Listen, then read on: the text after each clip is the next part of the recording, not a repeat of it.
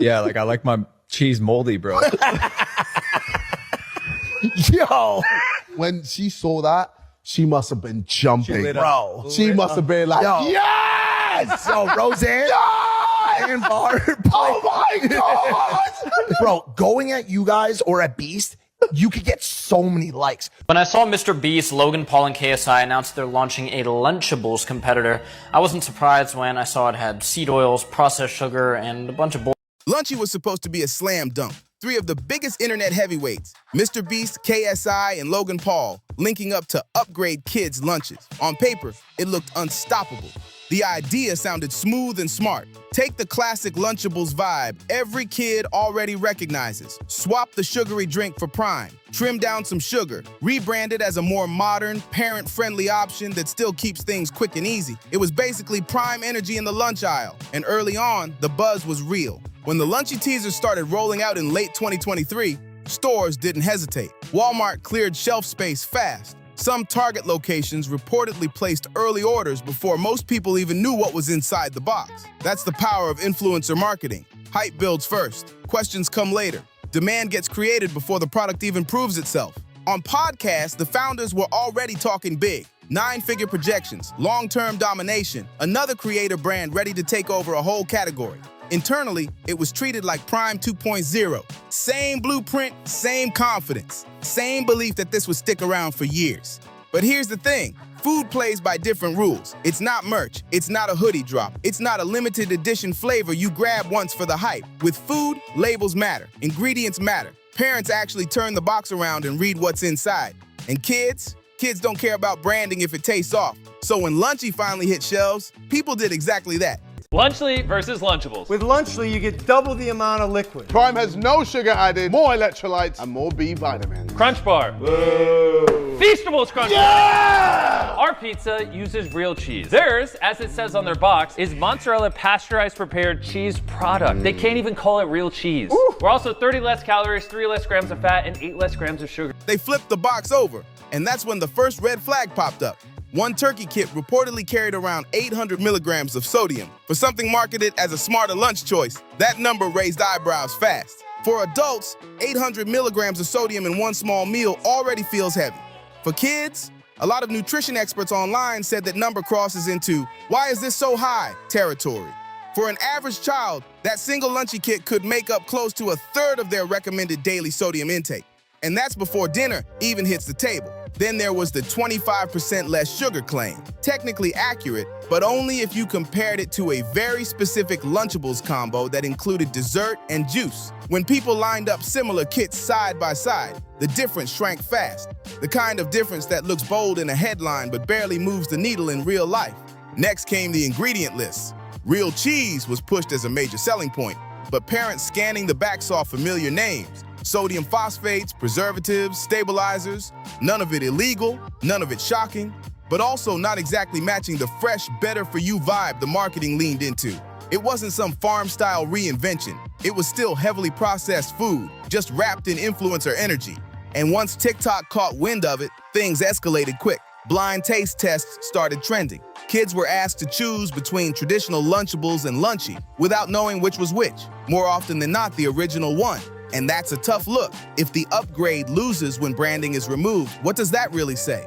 Meanwhile, the promo machine didn't slow down. MrBeast, Logan, and KSI kept posting upbeat freezer aisle content. These are molded. Okay, so these ones are supposed to be good until December, and we just got them from the store. It says used by December 8th, 2024, and today's date is October 16th. So these are supposed to be good for like another 2 months. This is molded. That's mold. This is not safe, especially like kids that are so young. They may not know what mold looks like, so they might just eat it. We changed the game clips. High energy rollouts, more hype, more noise. It started to feel like the strategy was to outrun the criticism instead of slowing down to answer it. Then the focus shifted from nutrition to safety. Independent testing reports mentioned trace levels of lead in some kits, still within FDA guidelines, and that detail is important. But pediatric professionals reminded people that when it comes to children, even small amounts of exposure raise concern. Add in online conversations about phthalates, chemicals commonly linked to certain types of packaging, and the mood around Lunchy changed fast. What really hit hard, though, were the mold videos. Clips began circulating showing green, fuzzy spots on sealed cheese slices. Not just one random post, multiple stores, different states, different batches. These weren't products left open too long. They were sealed. That's when trust started to crack wide open. There wasn't a loud public recall, no urgent press conference moment. Instead, the product quietly vanished from shelves under what insiders reportedly described as a quality hold. In simple terms, pull it back, keep it low-key. Each founder handled it differently. KSI kept a lighter tone. Logan addressed supply chain and moisture concerns on podcasts, emphasizing that millions of units had been consumed without issues. MrBeast, known for being very open with his audience, went noticeably quiet. And that silence? It said a lot without saying anything at all. What people kept saying was missing wasn't data. It wasn't reports. It wasn't even explanations. It was accountability. Yeah, on the mold thing, here's the thing. We, every single Lunchy with cheese meat is USDA inspected. There is no mold when it leaves our factory. Yeah. Like, we have the highest QC standards imaginable. Like, what do we have? Why would we ship that out? Like, that doesn't even make sense. You know what I mean? And we obviously have the best experts in the world. I mean, even once these things come out, I mean, we brought even more. They're pouring up and down the lines, making sure everything's good. It's just, the thing is, here's a context a lot of people leave out. Look at, I don't want to name specific brands but take a specific brand that comes into your mind when you think of something like Lunchy, something that's very similar, specific brand, I don't know, other brands, competitors, and Google their name and put the word mold behind it. You'll see thousands upon thousands of examples. And that, I think, is a key context a lot of people leave out in this because they're acting like this is just a thing with us. That's what the internet kept circling back to. Year one reportedly landed closer to $90. Year one reportedly landed closer to $90 million. That's still serious money. But compared to the sky-high projections, it felt like a sharp miss. And by the next few quarters, reports suggested sales dropped by double digits. Retailers slowed down reorders. Parents hesitated. Kids weren't specifically asking for it. Lunchy went from prime shelf placement to being pushed to the side or quietly removed altogether. No dramatic headlines, just less visibility. Then the internet mood shifted hard. When Dan TDM posted a tweet calling out creators for selling low-quality products to kids, it landed heavy. Not because it was loud or flashy, it was simple, direct, calm. That tone hit different. It didn't feel like clout chasing, it felt like concern. KSI's response didn't fully connect with critics. Logan's defensive post didn't ease the tension. Even MrBeast's explanation threads felt polished, maybe too polished, more like corporate messaging than reflection. After that, Lunchy didn't explode in scandal. It just faded. And sometimes fading is louder than crashing. Lunchy didn't struggle because people suddenly hate influencers. It struggled because food plays by strict rules. Sodium levels don't care about branding. While showing his toys that he sold to kids. How does this benefit your fans, Dan? Now, obviously, people didn't realize that I was shining a mirror in his face. Instead, they were like, wait, you did the same as Dan. You made toys with Tube Heroes. And yes, that's fair, but I'm not the one complaining. Well, okay then. He was talking about food, not merchandise and toys. And I'm like, okay, sure. Let's keep moving the goalposts. But okay, did I reply to this? He was sponsored, then promoted, and made a whole video on Munch Pack, a monthly sub box full of food and candy to his Minecraft audience full of kids. Mold doesn't care about storytelling, and parents care a lot more than fans when it comes to what goes into a lunchbox. By the time Lunchy stopped trending, the momentum was already gone. And here's what people often misunderstand about brand declines. They rarely end in fireworks. They end in silence. Products quietly disappear. Websites stay up but stop updating. Social accounts slow down, not because there's a dramatic shutdown, but because saying more might just reopen wounds. That's exactly where Lunchy landed. As of now, there's been no big discontinuation announcement, no emotional apology video, no official press release closing the chapter. If you search hard enough, you might still find a listing online, maybe even a random kit somewhere. But the original vision, the billion-dollar lunch empire, that energy is gone. And the reason isn't just sodium numbers or testing reports. Those were sparks. The real issue was trust. Lunchy wasn't positioned as just another convenient snack kit. It was framed as smarter, better, a step up. Parents weren't simply buying crackers and turkey slices. They were buying into the idea that 3 massive creators had done the research for them. Once that belief cracked, everything unraveled fast. Parents don't brush off concerns involving their kids. You can have missteps with merch. You can misjudge a drink flavor. You can overhype a limited drop. People move on. But food feels personal. Food feels like safety. When parents felt they were sold marketing language instead of full transparency, the tone changed permanently. Then came the cultural conversation. Dan TDM isn't just any voice online. He represents an earlier era of YouTube, when creators built trust long before product empires became standard. When he spoke up, it didn't feel like drama. It felt like someone articulating what many were already thinking. When Jacksepticeye echoed similar concerns, the discussion widened. Suddenly, this wasn't just about Lunchy. It became about responsibility, about whether influencers should be entering the children's food space at all, about how far the creator economy has shifted from make cool content to monetize every inch of attention. Lunchy became a case study, not because it was malicious, not because it was some giant hidden scheme, but because it followed the exact blueprint that works for viral content: speed, hype, confidence, and applied it to an industry where precision, safety, and consistency matter more than excitement. The irony, it might have survived under different conditions. A smaller rollout, more measured health claims, a louder, faster response to early criticism, clear transparency during the quality issues instead of a quiet pullback. Instead, it launched big, moved fast, and leaned heavily on momentum. And momentum alone isn't enough when parents are reading the label. Influencer brands are not designed to move slowly. They are engineered to launch fast, flood the timeline, dominate attention, and if the numbers don't match the ambition, pivot without looking back. That high-speed formula works in content, it works in merch, it even works in drinks and snacks when expectations are low. But when the product lives in a child's lunchbox, the rules change fast. What happened here doesn't look like a dramatic collapse. It looks like momentum running out. None of the founders have publicly doubled down with a massive comeback strategy. There hasn't been a high-energy relaunch, no nationwide reformulation tour, no major "We Listen to Parents" campaign, no bold Lunchy 2.0 announcement promising cleaner labels and improved quality control.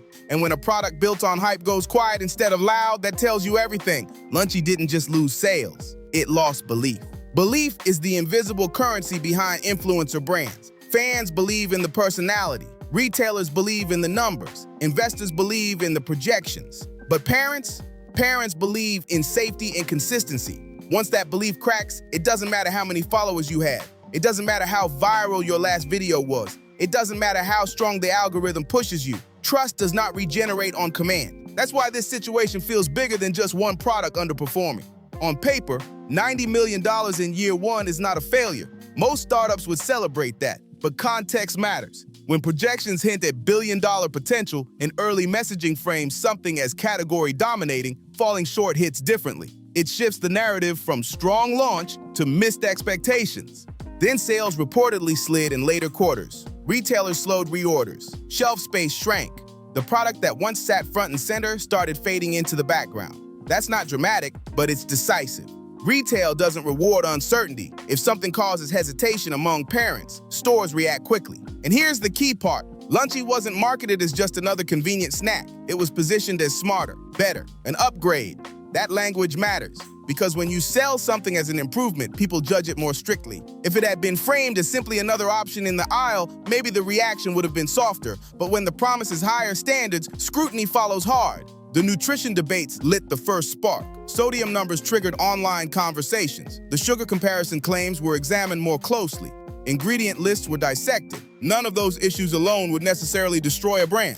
But stacked together, they built doubt. And doubt spreads fast in parenting communities. Then the safety discussions added pressure. Reports of trace elements within regulatory limits still raised eyebrows. Pediatric professionals reminding audiences that even small exposures matter created caution. The mold clips circulating online intensified that concern. Even if isolated, even if limited, visuals stick. A sealed product showing visible issues shakes confidence immediately. The quiet handling of those moments may have done more damage than the issues themselves. When something feels brushed aside instead of addressed loudly, people fill in the blanks. Transparency buys patience. Silence breeds suspicion. And yet, this wasn't some dramatic scandal filled with outrageous accusations or shocking revelations. That's important. This wasn't about criminal behavior or secret schemes. It was about execution, about moving too quickly in a category that demands precision. Food manufacturing, especially products aimed at children, requires rigorous systems. Supply chains must be tight. Quality control must be airtight. Communication must be clear and immediate.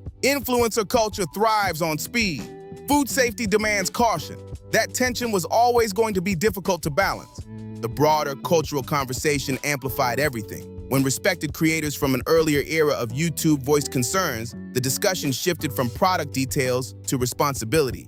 It became less about sodium and more about whether influencer power should automatically translate into authority over children's food products. That question lingers. The influencer economy has matured into something massive. Creators are not just entertainers anymore. They are founders, investors, brand builders. That evolution is impressive, but every industry has barriers for a reason. Food is one of them. The margin for error is small. Expectations are high. Consumers, especially parents, are vigilant. What makes this case stand out is how it ended. Not with outrage, not with lawsuits dominating headlines, not with explosive exposés. It ended with fading relevance. And fading relevance can be more final than any viral backlash. Technically, the product still exists. There has been no formal discontinuation announcement, no emotional farewell video, no official press release declaring the end. You might still find a box somewhere if you look hard enough. But the original vision, the billion-dollar kids' lunch empire, has evaporated. And that vision was always tied to belief. Belief that creators could reinvent a childhood staple. Belief that a social media audience would seamlessly translate into repeat grocery purchases. Belief that marketing momentum could carry a product through the strict realities of food production. Once that belief cracked, the numbers followed. There's also an important distinction here. The downfall of momentum doesn't automatically mean permanent failure. Brands can recover, reformulations can happen, relaunches can surprise people, but recovery requires humility. It requires addressing criticism directly. It requires showing not just confidence, but correction. So far, that hasn't happened in any loud, coordinated way. Which brings us to today. Lunchy is technically alive, practically irrelevant. It exists more as a lesson than as a market leader. A reminder that influence has limits. A reminder that algorithms can drive awareness, but not loyalty. A reminder that when it comes to kids, parents hold the ultimate veto power. And maybe that's the most important takeaway. This isn't satisfying because something stumbled. It's striking because it shows that hype alone cannot override fundamentals. Labels matter. Quality control matters. Clear communication matters. Parents evaluating a lunch choice will always weigh facts heavier than follower counts. So now I want to hear from you. Did Lunchy ever truly deserve the massive hype it received at launch? Was this simply creators expanding too quickly into an industry that demands slower growth? Or do you think influencer-led food brands for kids can work, just with stronger systems and more transparency from day one? Drop your thoughts in the comments. I read through them. If you found this breakdown valuable, make sure to like, subscribe, and share so more people can join the conversation. And I'll see you on the next one.